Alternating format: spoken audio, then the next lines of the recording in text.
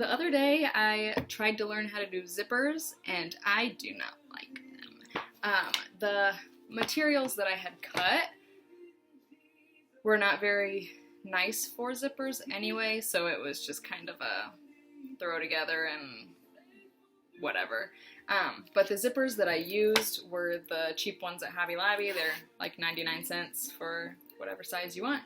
They are closed, so they're attached down at the bottom, which makes it hard to sew because I couldn't separate them to sew them on the pieces. I had to keep it together and mess with the zipper. And my mom told me that there's a zipper foot on the sewing machine that I forgot about, and that would have been really nice to have attached when I was doing this, but I didn't, so it was fine.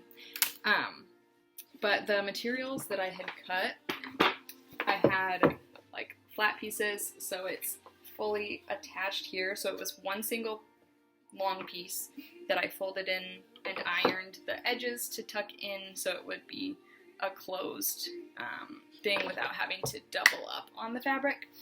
And then this one, all of them that I made, I'm using for puzzle storage.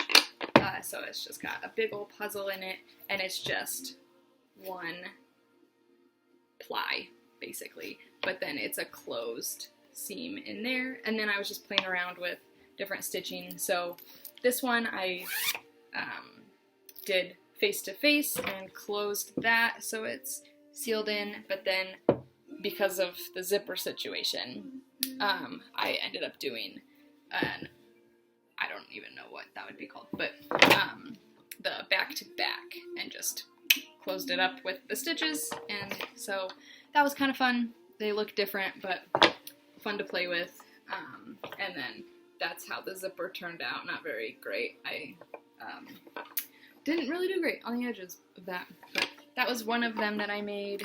This one I made and turned differently, so the long way is this way, on the side it's connected, and then through this way, and I did double outside seams, and the corner did not turn out great. It's not square. But the zipper was semi-better, because this was the third that I did that day, yesterday. So there's that, and then this one is my alphabet puzzle.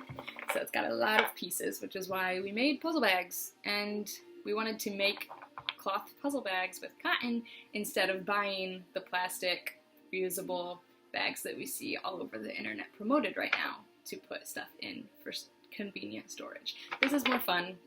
It's a surprise which puzzle you're going to get when you grab it, so that's the advantage of those clear ones. You can actually see what you're grabbing. But for now, we have 4 puzzles in this house, and he's not big enough for games yet, so once the games come into play, that'll be interesting to figure out rebagging, or I'll just keep them in the boxes most likely, because that's normal.